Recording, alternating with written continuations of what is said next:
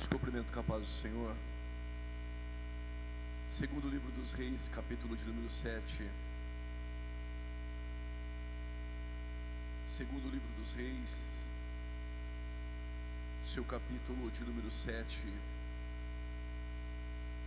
Nós vamos ler a partir do versículo de número 1. Segundo o livro dos Reis, capítulo de número 7. Nós vamos ler a partir do versículo de número 1.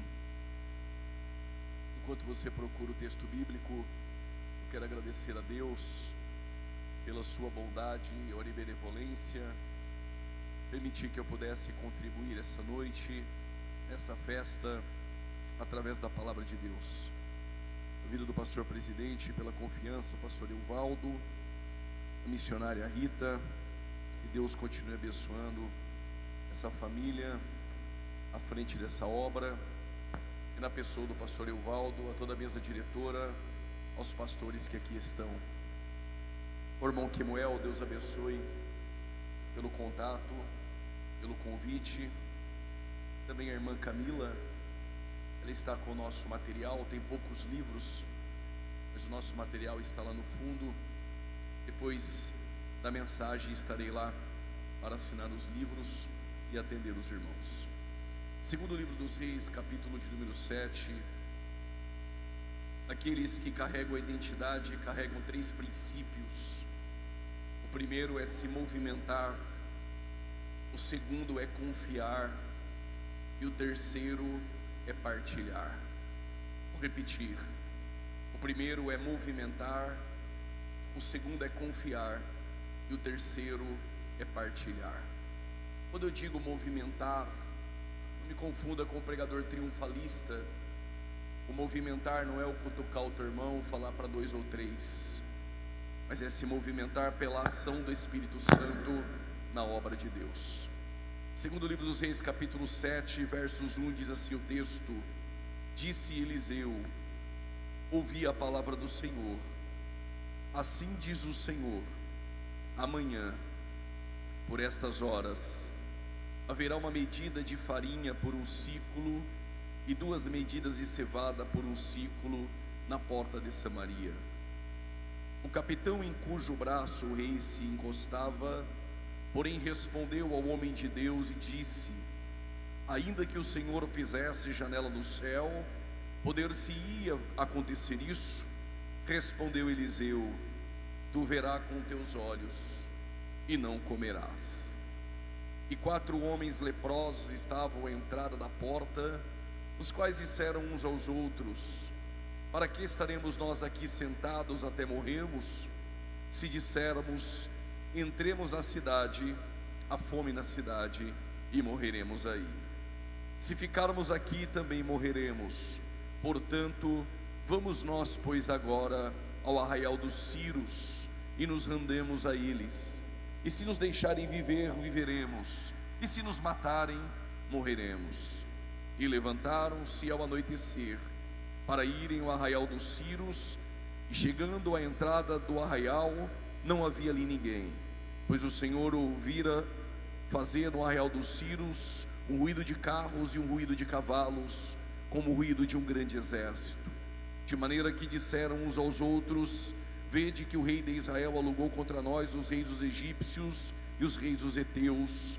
Por isso levantaram-se e fugiram ao anoitecer, abandonando suas barracas, os seus cavalos, os seus jumentos, e deixaram o acampamento como estavam e fugiram dali. Chegaram os leprosos no acampamento, entraram numa barraca, comeram, beberam e tomaram dali prata, ouro, vestes. Foram e esconderam tudo e voltaram, entraram em uma outra barraca, ali também pegaram tudo e esconderam. Então disseram uns aos outros: não fazemos bem, porque hoje é dia de boas novas e não nos calaremos. Vou repetir: hoje é dia de boas novas e não nos calaremos. Todos aqueles que aceitaram a Jesus só de ouvir pregações no culto de domingo, já aprenderam que um dia Israel fora dividido em Reino do Norte e Reino do Sul. Quando Israel olhou das janelas para o lado de fora, percebeu que as nações em sua volta tinham um rei. Então Israel procurou Samuel e pediu para Samuel, já em sua velhice, que desse um rei para a nação de Israel. Samuel, entristecido porque tinha 2 filhos, Abias e Joel, Samuel fora falar com Deus e disse a Deus: o povo me rejeita porque o povo pede um rei. Deus disse a Samuel: este povo, ele não te rejeita, mas esse povo rejeita a mim. Então Deus escolheu um rei por nome Samuel, por nome Saul, filho de Quis, da tribo de Benjamim. E este rei, ele governou por 40 anos. Saul fora escolhido por Deus, mas era um rei segundo o coração e segundo o padrão do povo. Após 40 anos de governo, Deus agora escolhe um rei segundo o seu coração, a saber, Davi, filho de Jessé. E Davi, ele governa por 40 anos e deixar um filho por nome Gedidias, a saber, Salomão. Salomão também governa por 40 anos e deixar um filho por nome Roboão. Roboão, ele tinha 2 opções: escutar os anciãos e baixar a carga do povo, os impostos, ou escutar os mais jovens e aumentar a carga, como mais jovens haviam solicitado. Roboão, inexperiente, deu ouvido aos mais jovens, aumentou a carga do povo, e isso culminou em um reino dividido, Reino do Norte e Reino do Sul. Todos os reis que passaram no Reino do Norte, nós não tivemos nenhum rei piedoso. Todos os reis prevaricaram e se inclinaram à idolatria. Contudo, entretanto, todavia, no Reino do Sul, os reis que assumiram o trono de Davi, nós tivemos alguns reis piedosos, como Josafá. Fazia alianças erradas, mas ele consultava a Deus em oração. Por que não falar de Ezequias, 13º rei de Judá, que após receber uma sentença de morte provinda do profeta Isaías, deitado com o rosto para as paredes, ele ora a Deus. Isaías volta e Deus dissera para Isaías anunciar para Ezequias que Deus estaria acrescentando mais 15 anos de vida. Por que não falar de Josias, que teve um pai por nome Aminon, que era um rei perverso, um rei idólatra, e seu avô tem por nome Manassés, o pior rei que assumira o trono no Reino do Sul. Manassés era uma espécie de feiticeiro, de bruxo, matou os filhos entregando a deuses, passando pelo vale de Inom. Manassés fora um perverso, um idólatra, um feiticeiro. Segundo a tradição, fora ele que cerrara o profeta Isaías ao meio, fechar a porta do templo, colocá-la deuses lá dentro e perdeu o livro da lei. Josias teve um pai idólatra e seu avô era um feiticeiro. O contexto de Josias tinha tudo para a história de Josias ser uma história de idolatria, uma história de feitiçaria. Mas tem um conselho para te dar: o ambiente em que você cresce e as pessoas em sua volta, elas não determinarão o teu futuro, mas o Deus que você serve, é Ele que está pronto para mudar a tua história. Vou repetir: diferente de Timóteo, que recebeu uma herança de fé da sua mãe Eunice e de sua avó Lloyd, Josias, como alguns aqui, não receberam uma herança de fé. Quem sabe uma herança de prostituição, uma herança de cachaça, uma herança de abusos, uma herança de desgraça. Mas o ambiente que você cresce e a herança que você recebeu de pais biológicos não determinarão o teu futuro, mas o Deus dessa palavra essa noite determina onde você vai chegar. Contudo, no Reino do Norte nós não tivemos nenhum rei piedoso. Os reis que assumiram o trono do Reino do Norte, todos eles foram reis idólatras. Por que não falar de Acabe, que se casara com Jezabel, filha de Etibaal, e trouxera deuses da Fenícia para dentro do contexto de Samaria? Era o contexto de idolatria, de apostasia, de inércia espiritual. era um contexto de relativismo, era um contexto de crise moral. Se parece com o contexto em que nós estamos vivendo, onde os nossos princípios estão sendo atacados.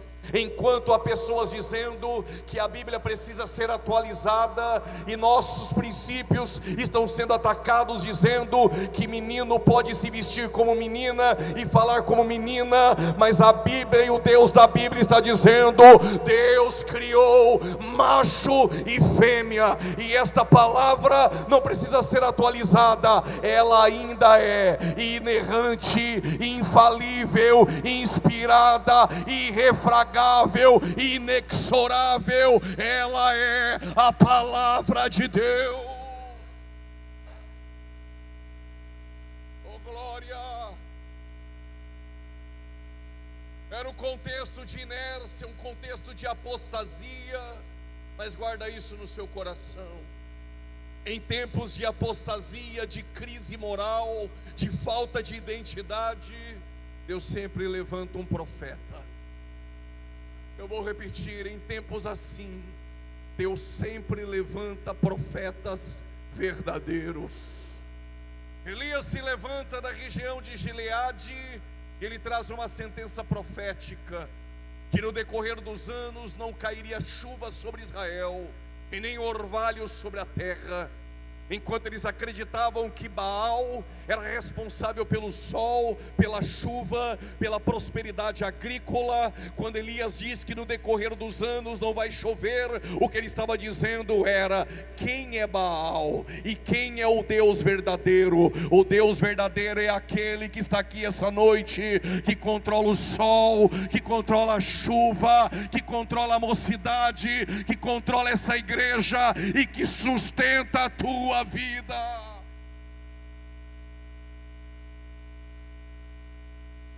Mas Deus estava pronto para tomar Elias, mas a nação não ficaria sem um profeta. Elias foi para Gilgal, Eliseu foi atrás. Elias foi para Betel, Eliseu foi atrás. Elias foi para Jericó, Eliseu foi atrás. Elias foi para o Jordão, Eliseu foi atrás.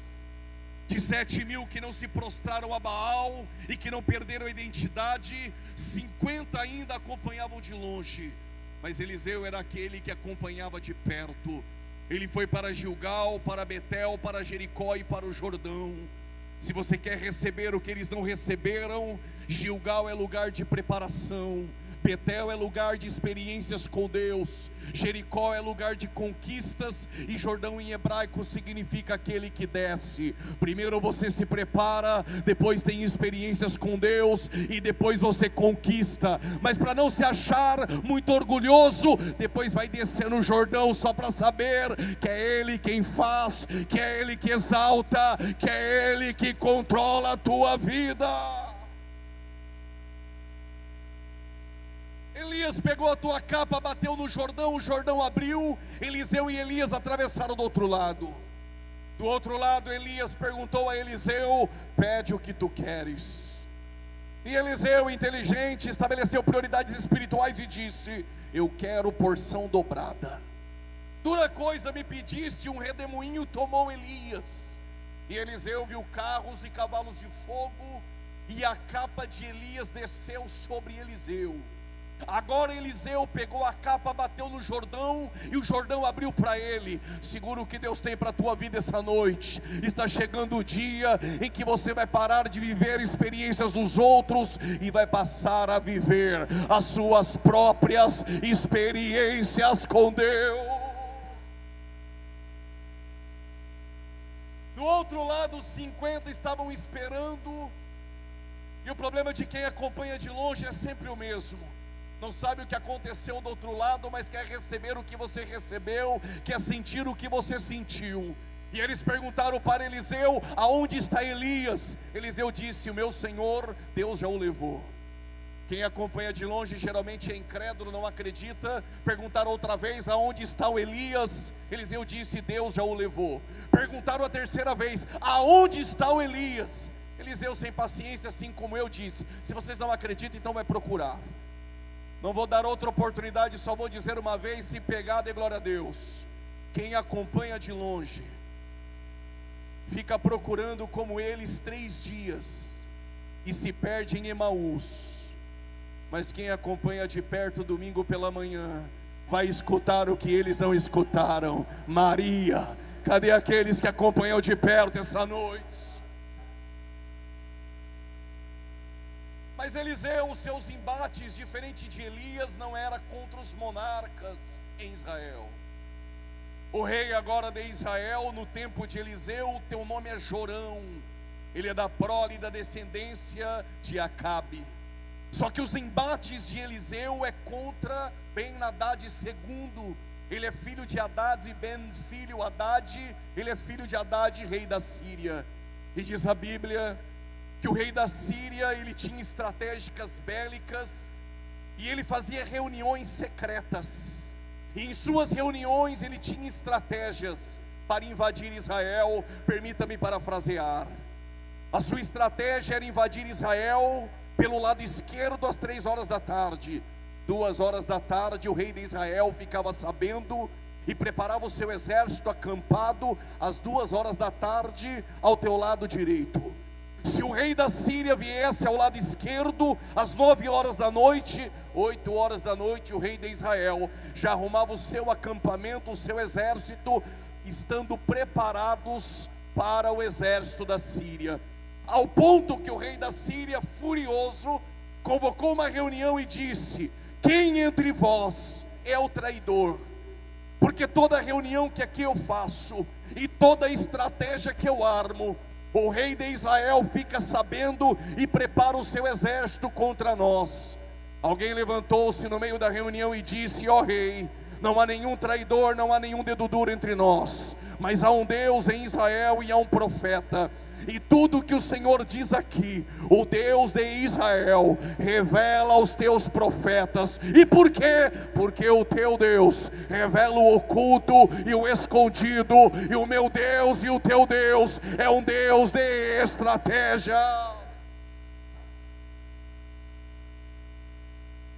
Diz a Bíblia que o rei da Síria não se cansou e em Dotã ele veio para prender Eliseu, filho de Safate. O moço que estava ao lado de Eliseu, quando viu o exército da Síria, ficou perturbado e disse: Eliseu, olha o tamanho do exército que vem contra nós. Diz a Bíblia que Eliseu orou. Quando eu li isso a primeira vez, logo eu pensei, deve ter orado como nós: Senhor, dá livramento. Coisa nenhuma. Eliseu orou e disse: Senhor, abra a visão do moço. Por que Eliseu está calmo? Porque ele sabe que maior é o que está conosco. Alguém já levantou a mão? Eu vou repetir: maior é o que está conosco do que aqueles que estão com eles. Vou repetir, o inferno precisa ouvir para pelejar as grandes batalhas. Quando o rei da Síria percebeu que não poderia vencê-los, esperou por mais um tempo. Diz a Bíblia que passado algum tempo, agora ele cercou Samaria. Cercou Samaria por dentro e por fora. Ninguém entra e ninguém sai. A fome dentro da cidade e a fome dentro de Samaria. E eu vou parafrasear: em Samaria, no mercado, você não encontrava na prateleira nenhum alimento para comprar. Quando você encontrava era cabeça de jumenta por 80 ciclos de prata e esterco de pomba. Não havia comida na cidade, não havia farinha, não havia mosto, não havia trigo, não havia azeite. A fome era tamanha em Samaria que as mulheres estavam matando os próprios filhos para comê-los. Diz a Bíblia que uma mãe matou o filho, cozinhou e comeu. E no outro dia, quando foi matar o filho da outra mãe, ela não quis matar o seu filho. Levaram essa demanda ao rei Jorão. Ele rasgou as suas vestes e disse: a cabeça de Eliseu, filho de Safate, não ficará sobre os seus ombros. Ele culpou o profeta Eliseu, chamou o general, e quando ele foi até o profeta, quando o profeta avistou o general e o rei, ele disse: assim diz o Senhor. Isso aqui é só para crente que acredita. Amanhã, a estas horas, no portão de Samaria, vai ter trigo, vai ter farinha, vai ter provisão. Alguém parece que acredita, eu vou repetir, isso é profético essa noite. Amanhã, a estas horas, para saber que é Deus, haverá na tua casa provisão, e o alimento não faltará. Oh, glória! Mas incrédulo no meio do povo de Deus é um problema, e o general disse: nem se Deus fizesse janela no céu, poder-se-ia isso acontecer. Eliseu disse: para saber que é Deus, tu verá com teus olhos, mas não comerá.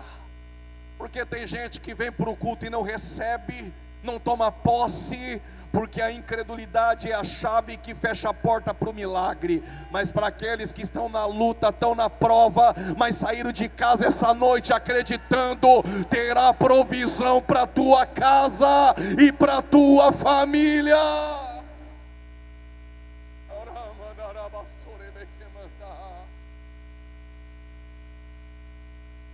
Permita-me, a câmera agora saiu do profeta, saiu do rei, saiu do general, e a câmera agora foi para o portão da cidade.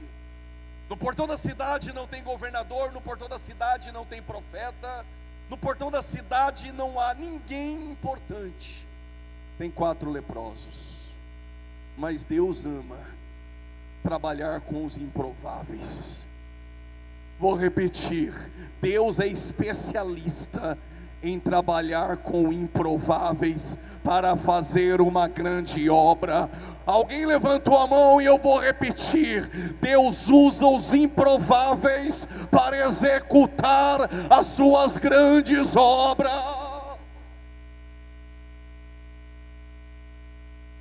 E os 4 leprosos estão na porta da cidade morrendo de fome. E ser leproso naquele tempo era um problema terrível. Ser leproso era um problema social, porque aonde o leproso chegava, todos saíam de perto. Leproso naquele tempo tinha que rasgar a roupa e sair na rua gritando: imundo, imundo, imundo, e as pessoas se distanciavam. Ser leproso também era um problema religioso, porque quando entrava dentro do templo, ele não poderia cultuar. Leproso ficava do lado de fora. Era uma problemática social, mas também era uma problemática religiosa. Com roupa rasgada, gritando imundo, morrendo de fome no portão da cidade. Casos de lepra no Antigo Testamento eram comuns, e você vai perceber, e talvez vai apanhar e nem vai perceber. Miriam é aquela que após a vitória atravessar o Mar Vermelho, falava em línguas estranhas e tocava pandeiro, mas tinha língua grande e falava mal da liderança. Ela ficou leprosa.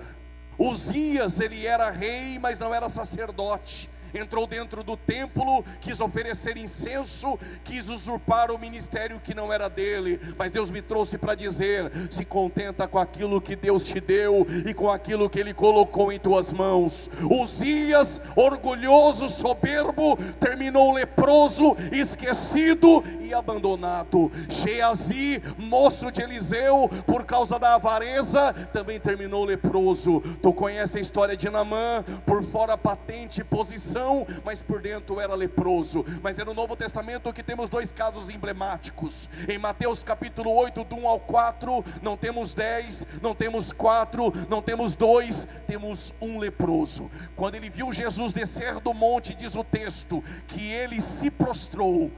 Se a incredulidade é a chave que fecha a porta para o milagre, o leproso tem a chave que abre a porta para o milagre. Qual a chave? Quando viu Jesus, se prostrou e adorou. Se prostrou e adorou. E disse: Senhor, se quiser, pode tornar-me limpo. Jesus disse: eu quero. Eu quero.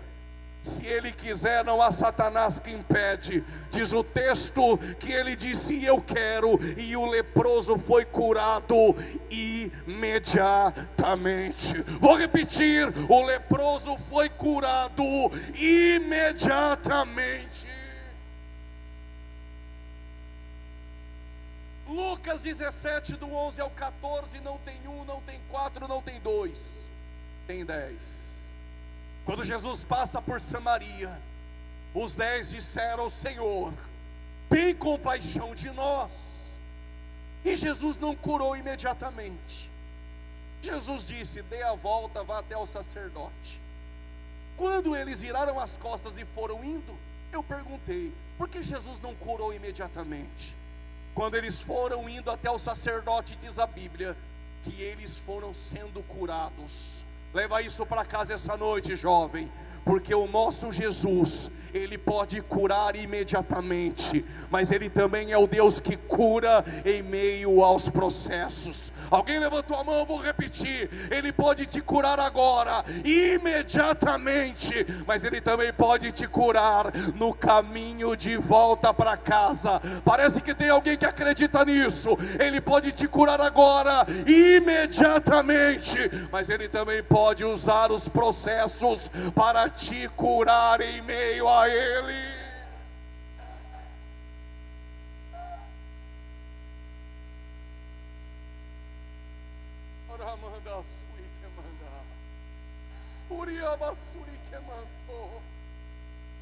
Estou sentindo uma graça para dizer aqui para trás: Ele pode curar hoje imediatamente, mas Ele também cura depois de 10 sessões de quimioterapia. Ele pode te curar agora no nome de Jesus. E estou sentindo uma graça para lhe dizer, por esta palavra: receba agora a cura em nome de Jesus. Receba o renovo agora em nome de Jesus.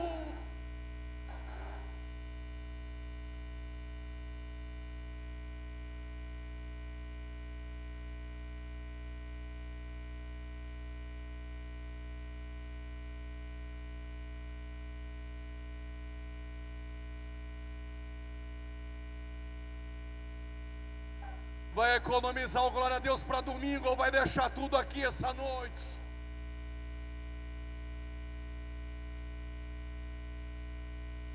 No portão de Samaria, os 4 leprosos estão parados. A lepra era terrível e eles disseram: se entrarmos na cidade, nós vamos morrer. Aí o outro leproso diz: tá certo, se entrar a gente morre, mas se ficar aqui também parado, sentado, nós vamos morrer também. Aí o outro levantou e disse: tá difícil as coisas para nós, mas entre morrer aqui parado, é melhor colocar a camiseta azul e ir para o Congresso e morrer tentando. Alguém levantou a mão, vou repetir: vocabulário de crente não tem a palavra desistir. Está na luta, está na prova, está sem Rebeca, está desempregado, mas vou para o Congresso levantar a minha mão direita, dar glória a Deus e aleluia, porque é melhor reagir essa noite. Se movimenta, porque enquanto você se movimenta, Deus age. Deus age, Deus age, Deus age em teu favor.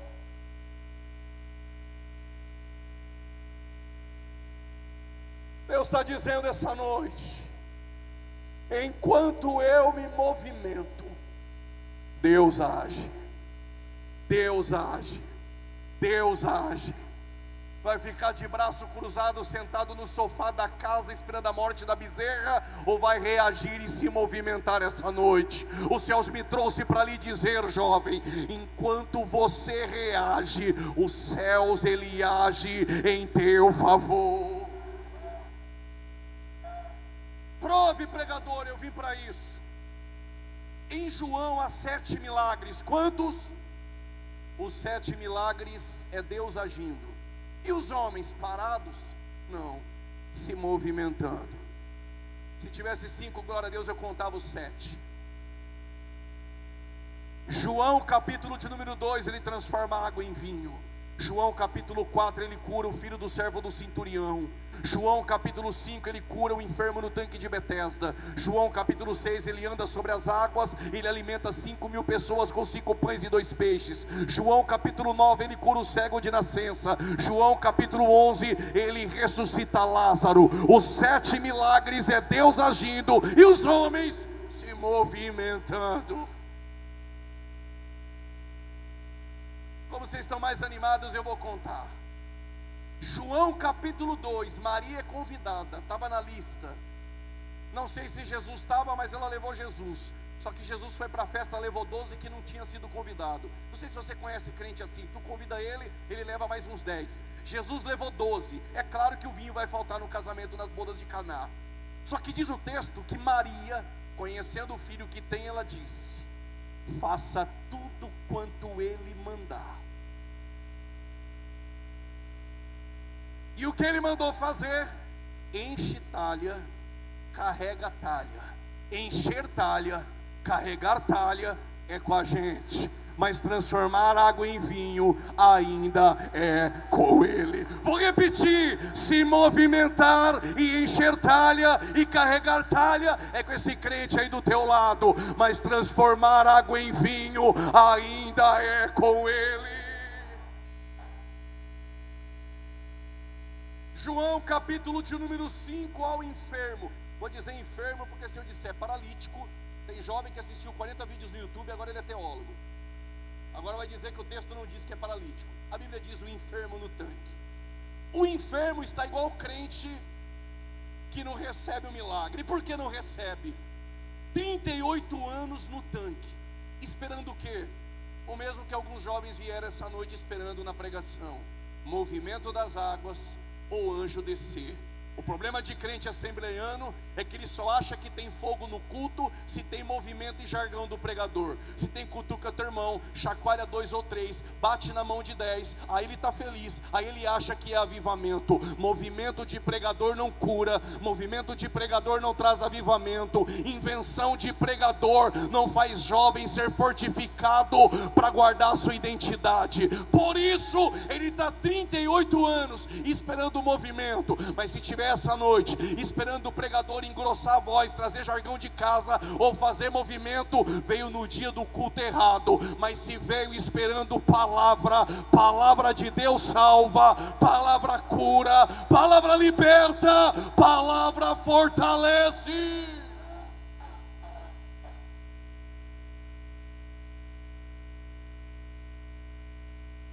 "38 anos esperando o movimento, 38 anos esperando o anjo descer, mas hoje não tem anjo, hoje não tem movimento de pregador. O que tem hoje?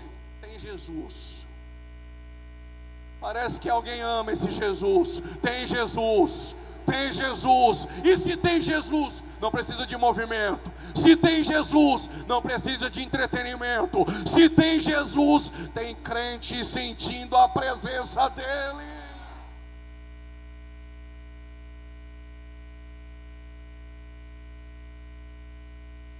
"38 anos esperando o movimento e anjo", mas Jesus chegou. Quando Jesus chegou, Jesus disse: pega a tua cama, levanta e anda. Pegar a cama é comigo, levantar é contigo, andar é com a gente, mas transformar você e eu, nos colocar de pé no milagre, ainda é com Ele.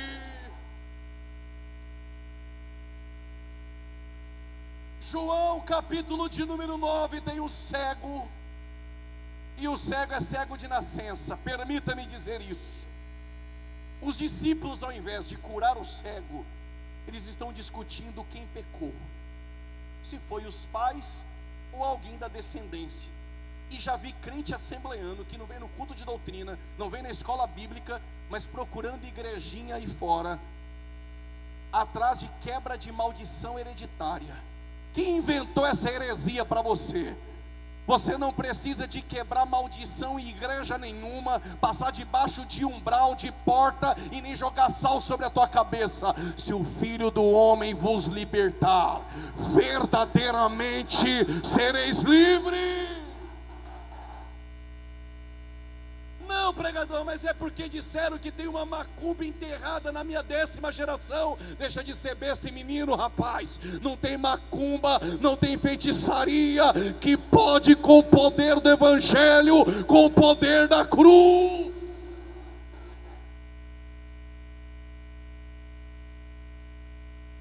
Oh, glória. Aí Jesus chegou. O nosso Jesus, poderia ter dito ao cego: enxergue, o cego já enxergava, porque a voz dele tem poder. O mesmo que disse: haja luz, o mesmo que disse para a tempestade: aquieta-te, era só dizer: haja vista, e ele enxergava. Era só tocar nos olhos do cego e o cego enxergava. Jesus fez o seguinte: cuspiu no chão, no lodo, colocou barro na vista do cego e disse: vá até o tanque de Siloé. Quando o cego chegou no tanque de Siloé: grifo meu agora, lá não tem torneira. Abre a torneira, pega a água, lava o rosto, é com você. Mas fazer cego enxergar ainda é com ele. É Deus agindo, e os crentes essa noite se movimentando. João capítulo de número 11. O amigo de Jesus está enfermo. Isso é um tiro no pé da teologia da prosperidade. Amigo de Jesus também fica enfermo. Mas diz a Bíblia que o amigo de Jesus morreu, o nome é Lázaro. Quando Jesus chega em Betânia, ele diz: tira a pedra. Tirar a pedra, desenfaixar defunto fedido é com a gente, mas ressuscitar Lázaro ainda, alguém já levantou a mão, ainda é com ele. Por quê? Porque enquanto eu me movimento, Deus age, Deus age, Deus age, Deus age em teu favor. Os 4 leprosos estão na porta de Samaria. Se eles ficarem paralisados, morrem de fome. Mas se eles se levantarem e reagir, eles sabem que Deus pode fazer. Diz a Bíblia que eles se levantaram no crepúsculo da noite. Numa tradução mais atual, eles se levantaram ao anoitecer. Pega isso, pelo amor de Deus. No portão da cidade, quando eles se levantaram, dentro da cidade, Deus enviou 2 ruídos. E quando Deus enviou 2 ruídos, ao anoitecer também, o exército da Síria bateu em retirada. Eu vou explicar melhor. Quando os leprosos decidiram se levantar, Deus agiu e enviou 2 ruídos, e no mesmo momento os inimigos bateram em retirada. Eu ainda creio essa noite que quando você decidir reagir, se levantar essa noite, Deus age, e os teus inimigos, certo é, baterão essa noite em retirada.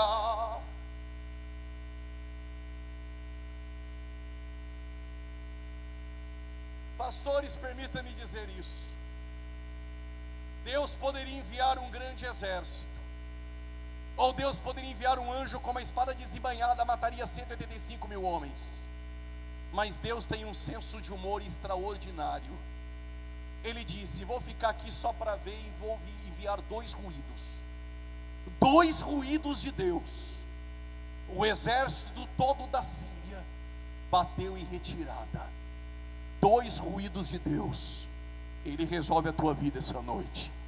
2 ruídos de Deus, Ele muda a tua história essa noite. O agir de Deus, mais pequeno aos olhos dos homens, Ele transforma a tua casa essa noite, a tua família essa noite. Ele faz milagres através de você essa noite.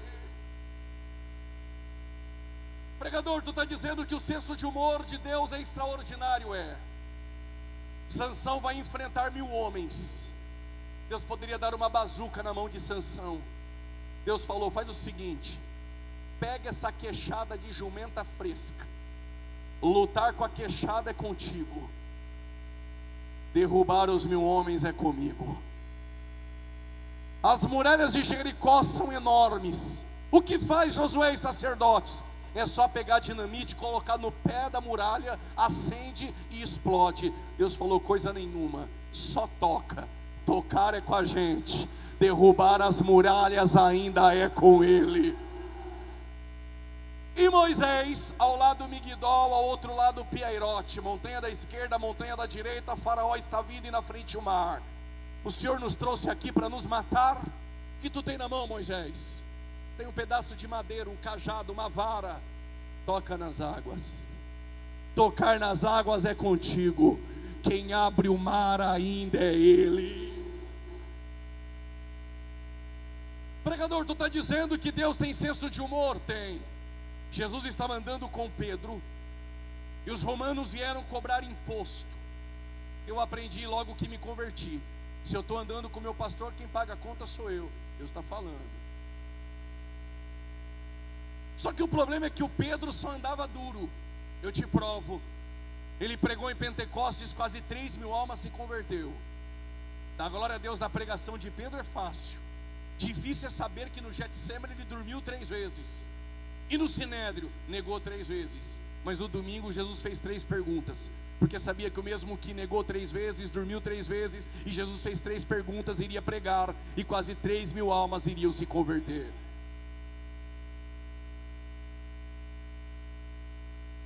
Mas o que tinha na pregação de Pedro, que quase 3.000 almas se converteram? Eu explico. É porque o nome de Jesus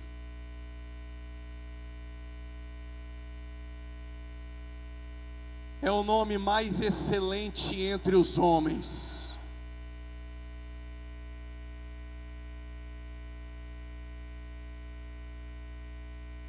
Abra um parênteses na mensagem. Um dia Jesus estava lá na região de Cesareia de Filipe e ele fez algo que ele não costumava fazer: perguntas. E Jesus ele fez a primeira pergunta: o que as pessoas dizem que eu sou? Eu não sei quem foi do colégio apostólico, mas alguém disse, grifo meu: os que te viram chorar estão dizendo por aí que o Senhor é Jeremias. Os que te viram pregar um sermão mais duro estão dizendo por aí que o Senhor é o João Batista. E os que te viram curar com poder estão dizendo que o Senhor é o Elias. E vocês? O que vocês dizem que eu sou? Eu não sei aqui em Timon, no Maranhão, mas em Campinas, São Paulo, aos domingos, bem feito para quem não vai na escola bíblica. As testemunhas de Jeová, que tem como fundador Charles Taze Russell, eles batem na porta de nossas casas aos domingos, 9 horas da manhã, para dizer que Jesus não é Deus, que Ele é uma criatura que foi criada em algum tempo da eternidade e nada mais. Se perguntar para os mormons, que tem como fundador Joseph Smith, eles vão dizer que Jesus é um polígamo casado com Marta e Maria. Em João capítulo de número 2, as bodas de Caná, o mesmo irmão de Satanás e filho de Adão. Se perguntar para os adventistas do 7º dia, eles vão dizer que Jesus, o seu nome honorífico é o arcanjo Miguel. Se perguntar para a maior religião que cresce no planeta, os muçulmanos, eles vão dizer que Jesus não é Deus, Ele é só um profeta. Se perguntar para a maior religião que cresce em Hollywood, os budistas e Siddhartha Gautama, eles vão dizer: Jesus não é Deus, Ele é só um exemplo de liderança a ser seguido e nada mais. Se perguntar na faculdade para aqueles que querem fazer você perder a identidade, eles vão dizer: Jesus aqui, se existiu, era só um homem, mas eu duvido que ele tenha existido. Se perguntar para os espíritas, Allan Kardec, eles vão dizer: Jesus nunca teve um corpo, somente um espírito elevado que no hinduísmo alcançou o karma.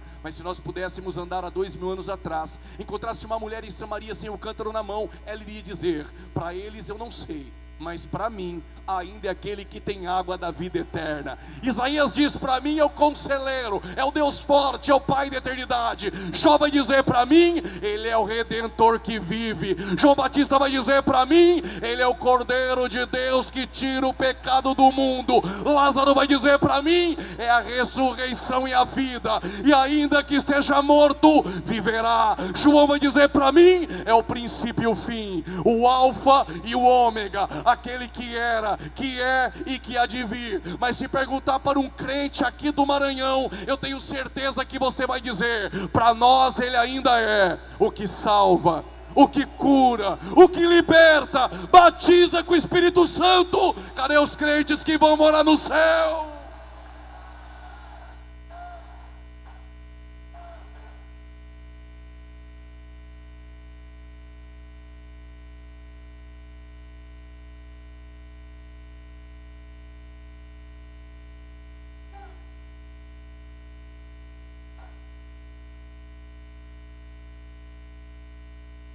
Aí o Pedro disse: falta eu, para mim tu és o Cristo, Filho do Deus vivo. Disseste bem, bem-aventurado és tu, Simão Barjonas Pedro. Sobre esta pedra edificarei a minha igreja, E a teologia liberal, relativismo, ateísmo, tudo que vier com o pacote do capeta do inferno, não tem poder sobre a minha igreja. E aí tu acha que na pregação de Pedro em Pentecostes ele iria inventar? Pregou este Cristo que tem poder. Quase 3.000 almas se converteram. Mas tu, pregador, falou que o Pedro só andava duro. Calma que eu chego lá. Pedro, cheio de poder, pregou um sermão, quase 3.000 almas se converteu. Se sou eu, fico no hotel bebendo água de coco. 3.000 almas. No outro dia, Pedro subindo para a oração. Aí o coxo pensou: se tem oração e tem festa lá no ginásio do lado de dentro, os crentes maranhenses têm esmola, Pedro também tem. Tem esmola? Pedro olhou para ele e disse: não tenho prata e não tenho ouro. Pedro só anda duro. Parece esse jovem que quando sai com você nunca paga a conta. Aí quando os romanos vieram cobrar o imposto, Jesus falou: e aí Pedro, vai pagar a conta? A Bíblia não diz, mas estou vendo Pedro pensando: larguei tudo para te seguir. Aí Jesus falou: tu sabe pescar então, Pedro?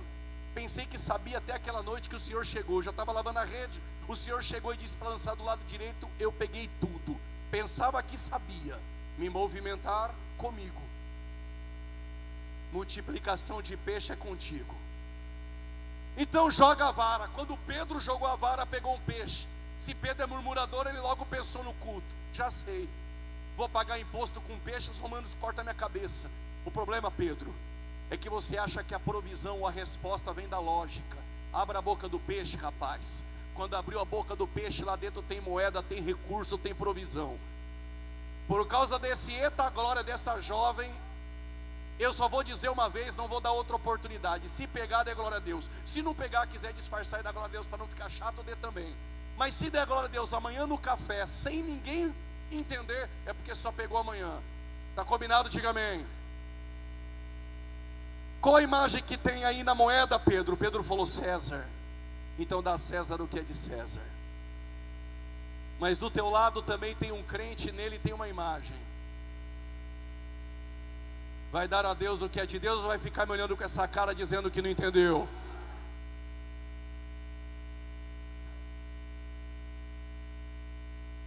O que era mais fácil Jesus fazer? Pedro, passa no banqueiro, pega o cartão e tira o dinheiro. Mas o senso de humor de Deus é extraordinário. Abre a boca do peixe, pega a moeda e pague. Usa a queixada de jumenta, usa a vara de Moisés, usa as buzinas dos sacerdotes, usa a funda de Davi. O que Deus tem para a tua vida para te dizer, jovem: não precisa de muito, com o pouco que tu tem na mão é o que Deus precisa para fazer coisas extraordinárias.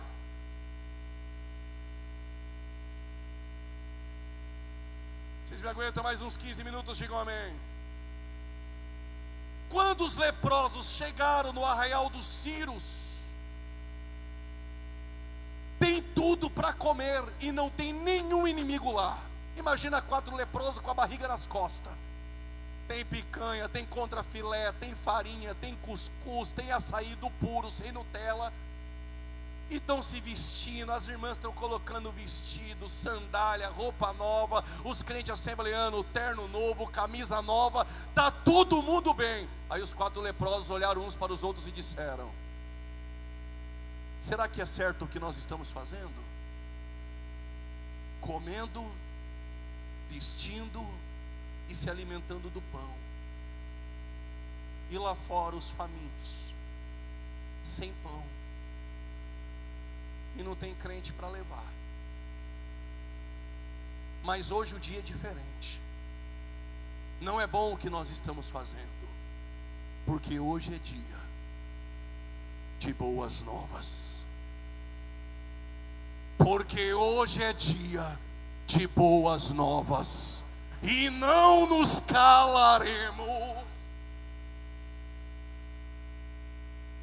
O que Deus está dizendo para nós é: Deus agiu, nós nos movimentamos, confiamos, agora falta a gente levar pão para aqueles que não têm lá fora. As boas novas estão com a gente. O ministério de Jesus, quando ele nasceu, quem o adorou foram os anjos. Quando ele ficou 40 dias e 40 noites sem comer e provavelmente sem beber, quem levou pão foi um anjo. Quando ele está no Getsemane em agonia, quem foi o consolar foi um anjo. Domingo pela manhã, quando ele ressuscitou, quem disse para as Marias que ele não estava mais lá? Os anjos. Quando ele subiu a súmpita aos céus em Atos capítulo 1, do versículo 9 ao 11, quem disse, varões galileus, este mesmo que vocês viram subir, ele voltará, foram os anjos. Mas quando ele sai do Getsemane, ele disse, se eu quiser, eu peço ao Pai, ele vai enviar 12 legiões de anjos. Cada legião em Roma são 6.000 anjos, não precisa ser um Pitágoras. Ele disse, se eu quiser, tem 72.000 anjos à minha disposição, 12 legiões de anjos. Mas ele quer 12 homens. Porque quem começou a boa obra é fiel para terminar.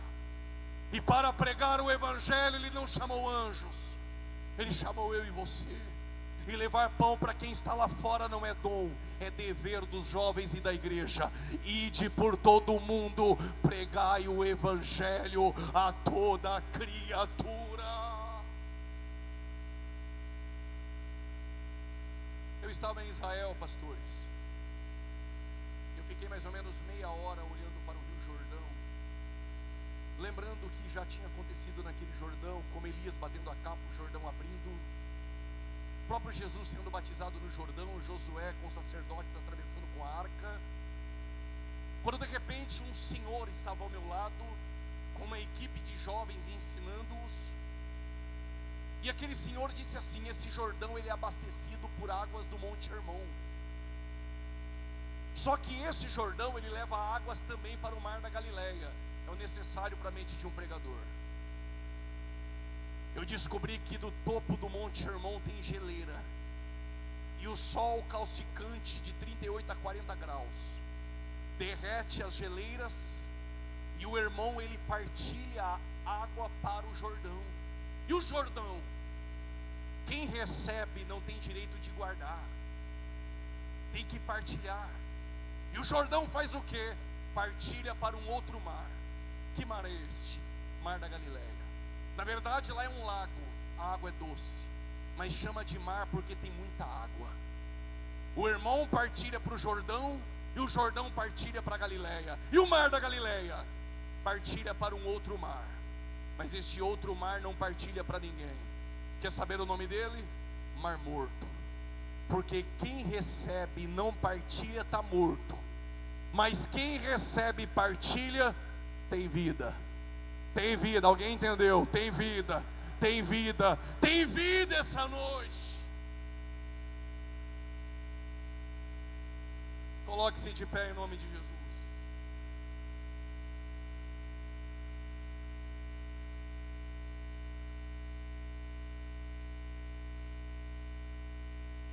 O primeiro princípio essa noite é se movimentar, porque enquanto eu me movimento, Deus age. Mas o segundo princípio é confiar, porque quem confia sabe que há uma promessa que permeia sobre nós. Mas quem recebe, partilha, porque hoje é dia de boas novas. Em 1825, jovem, dia 6 de janeiro, era uma tempestade de neve que cobria toda a Inglaterra. A tempestade, a nevasca era tanta que aquela noite o pastor não conseguiu sair da tua casa para ir até a igreja, porque tinha culto aquela noite. Mas o porteiro da igreja, desde cedo, ele limpava a neve, e ele conseguiu abrir a porta da sua casa, e debaixo daquela nevasca ele conseguiu ir para o culto aquela noite. Quando ele chegou no culto, tinha mais ou menos 5 ou 6 pessoas da igreja somente. Olharam uns para os outros e disseram: vamos embora, o pastor não veio, não vai ter culto. Mas tinha um jovem de 15 anos de idade, um adolescente. Este adolescente, acometido pela tempestade de neve, com medo da morte, ele procurava uma porta aberta para se esconder. Os mercados estavam fechados, as farmácias fechadas e os bares fechados, mas a igreja estava com a porta aberta. Quando ele entrou lá dentro, ele sentou no banco apavorado, com os olhos regalados. Aí o cooperador olhou para as irmãs e eles disseram uns aos outros: tem que ter culto, porque hoje é dia de boas novas. O problema era quem vai pregar. E é uma crise nessa geração hoje de identidade. Por que crise de identidade? Porque os jovens que querem ser pregadores, eles querem ser imitadores de alguém que deu certo. Mas os céus me trouxe para lhe dizer: Deus não quer cópias.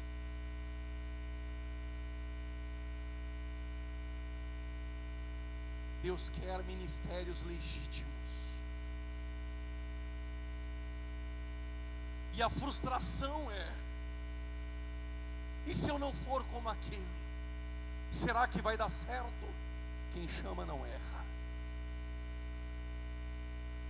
O problema é que nós temos uma geração que prega para impressionar homens, e Jesus só te chamou para pregar a Cristo. Quem vai fazer é Ele. E o cooperador disse: mas se vai ter culto, quem prega? A irmã falou: pelo amor de Deus, nem me chame que eu não prego. A outra irmã falou: se quiser eu canto. Ninguém queria pregar. Aí o cooperador olhou para o outro irmão falou: é com você mesmo. Simples, sem conhecer muito a Bíblia, ele abriu Isaías 45, 22. E ele só leu a parte A do versículo, e a pregação toda foi: olhai para mim e sereis salvos. Olhai para mim e sereis salvos. Olhai para mim e sereis salvos. Olhai para mim e sereis salvos. Aquele adolescente levantou-se do banco e disse: eu quero esse Deus. Sabe quem é aquele adolescente? Eu tenho minhas divergências teológicas com ele, mas ele é Charles Spurgeon, o príncipe dos pregadores. E entre frases célebres de John Wesley, de A.W. Tozer, de George Whitefield, Spurgeon deixou uma frase que eu deixo aqui para aqueles jovens que querem ser pregadores, e que todos os pregadores do Brasil pudessem ouvir essa frase. O que é um pregador? Diz Spurgeon, : é só o mendigo que encontrou pão, indo atrás de outros mendigos só para dizer: eu sei onde tem pão. Eu sei onde tem pão. Se tu veio essa noite achando que o pregador ia pedir para você cutucar 2 ou 3, dizer que Deus te levantou por cabeça, que Deus vai te honrar, que você vai ter um ministério gospel, você errou o endereço essa noite. O que é o pregador? É só um mendigo que encontrou pão, indo para outro mendigo dizendo: eu sei onde tem pão. Eu sei onde tem pão, porque hoje é dia de boas novas.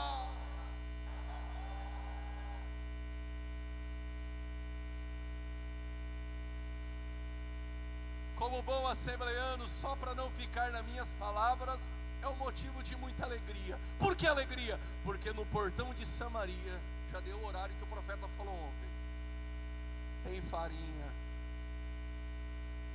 tem trigo, tem provisão.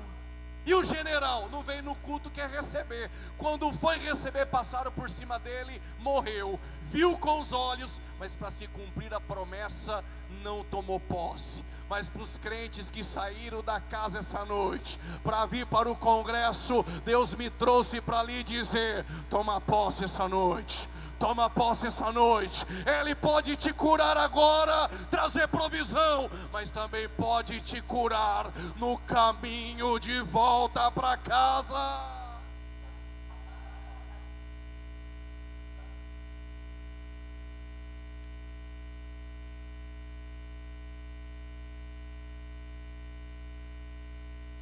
Eu ia pedir por gentileza, com todo respeito, não precisa pôr fundinho musical. Eu vou fazer o apelo, para que ninguém venha emocionado pelo fundo, porque a Assembleia de Deus nunca precisou de atrativos para trazer pecadores. Se essa palavra não trouxer, nada mais trará. Onde está a primeira alma para Jesus essa noite? Saia do teu lugar e vem. O Espírito Santo está te chamando. Tem alguém para Jesus essa noite? Você que se afastou do caminho do Senhor, mas hoje quer tomar uma decisão. Saia do teu lugar e vem essa noite. O Espírito Santo está te chamando. Pastores, eu conheço um pastor que ele tinha 100 membros na sua igreja, mas um se perdeu. Se sou eu, daqui a pouco vem alguém com carta de mudança, está tudo bem. Mas o bom pastor daquela congregação, isso vem. Se tem a primeira, tem a segunda.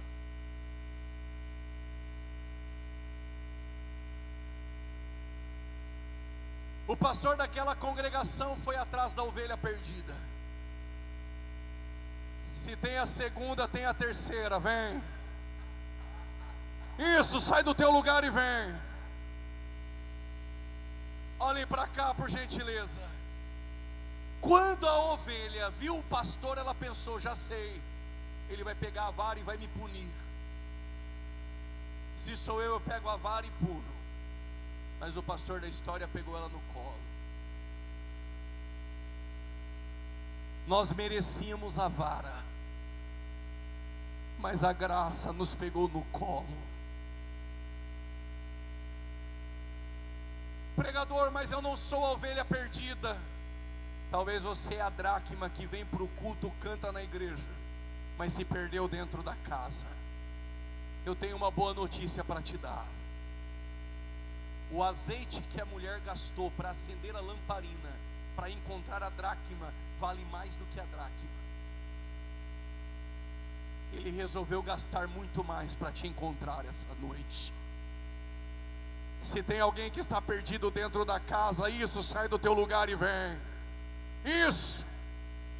Se tem a terceira alma, tem a quarta. Cadê você essa noite? Já tem a quarta vindo, cadê a quinta alma? Saia do teu lugar e vem essa noite. É a graça que te pega no colo essa noite. Oh, aleluia.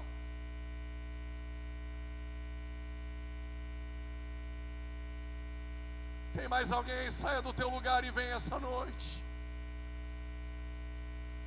Se tem alguém do teu lado, faça o convite. Se ele aceitar, faça como esse jovem, traga-o. Isso, vem.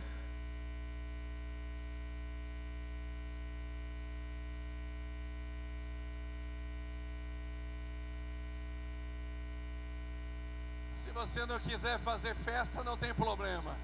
Os céus está fazendo agora.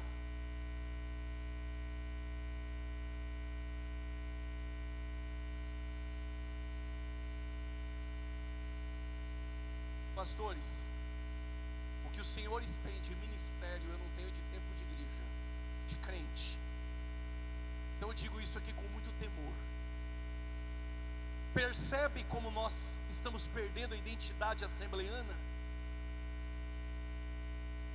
Se o pregador essa noite chamasse todos aqui à frente, e pode orar e tem que fazer mesmo, mas se eu pedisse para você ficar dando glória, glória, glória, glória, cutucando o teu irmão, abraça o teu irmão, colocando uma música bem alta e a gente fazendo corinho de fogo, talvez já estávamos todos pulando, dando glória a Deus e fazendo festa. Mas depois da bênção apostólica, com a mesma vida lá fora. Aí o pregador não pediu para cantar corinho, não pediu para colocar a mão em ninguém, não pediu para cutucar 2 ou 3, mas Jesus está salvando e crente não dá glória a Deus. Que crise de identidade nossa Assembleia está vivendo. Mas em nome de Jesus, Deus vai tirar dos púlpitos da Assembleia de Deus todos animadores de plateia, triunfalistas, com palavrinhas e jargões carnais prontos, trazidos de casa para entreter bodes, mas será um lugar de palavra de Deus, de palavra de Deus. São 114 anos dependendo da palavra de Deus.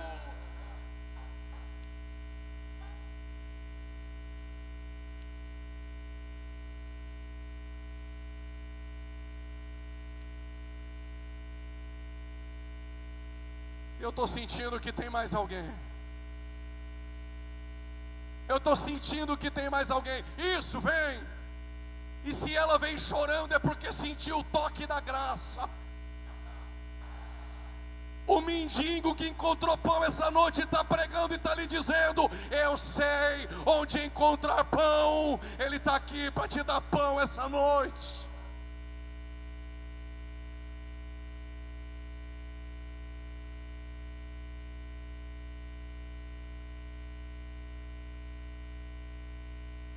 Araya manto, Uria suribeke mantoraya, Aramanto kabasuribeke manda.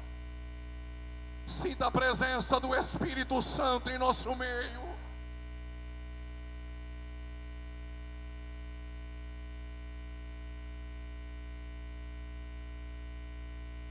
Tem mais alguém? Pregador, eu quero ir, mas lá na minha casa está cheio de santo. Já pensou você casar com a esposa e chegar na casa para morar, ela está cheia de foto lá do ex dela? Quem casa com Jesus tira todos os ex, tira toda a imagem, só vai ter lugar na tua casa para Jesus. Porque aquele santo lá na parede da tua casa não salva, não cura e não liberta. Mas se tu sair hoje, dando um passo para Jesus no lugar onde você está, Deus transforma a tua vida essa noite. Cadê você? Sai do teu lugar e vem. Está faltando você aqui à frente. Saia do teu lugar e vem. O Espírito Santo está te chamando essa noite. Eu preciso orar. Saia do teu lugar e vem. Cadê você essa noite? Só falta você. E o Espírito Santo está te chamando aqui essa noite.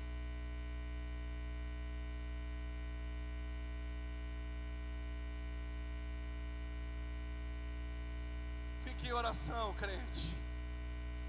Há uma luta travada, mas Jesus não perde.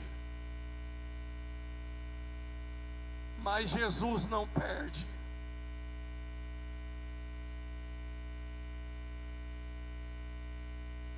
Aonde você está? Levanta a tua mão, saia do teu lugar agora e vem.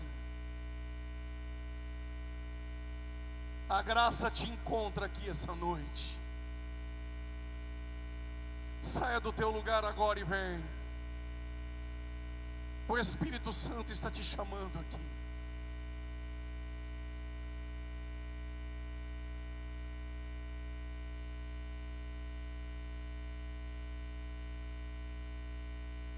Estenda suas mãos para cá. E na oração eu creio que Deus vai trazê-lo de volta hoje. Senhor Deus e Pai, em nome do Teu Filho Jesus, nós queremos Te agradecer essa noite, pela Tua presença. Queremos Te agradecer porque nós cremos que enquanto nós nos movimentamos, o Senhor age, o Senhor age, o Senhor age. Intervém, Senhor, em nossas causas essa noite. Cura em nosso meio essa noite, em nome de Jesus. Renova com Teu Espírito, batiza com Teu Espírito Santo essa noite, em nome de Jesus. Pai, a estas vidas que se renderam a Ti essa noite, que voltaram aos Teus caminhos, direciona os Teus passos hoje.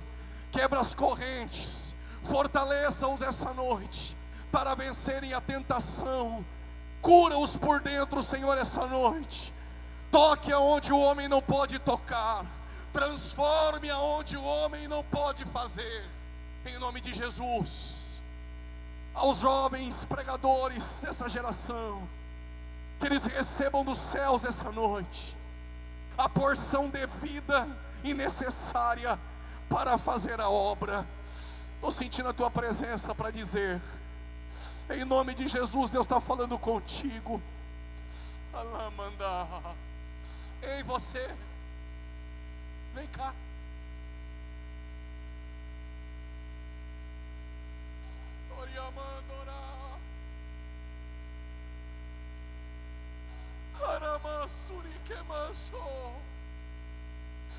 Estou sentindo uma glória para dizer, eu tenho algo contigo maior.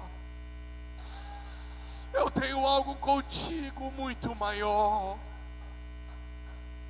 Teus pés sairão desse estado, te tirarei dessa terra, te colocarei em lugares altos, e tu não se esqueça que foi a minha graça e a minha misericórdia.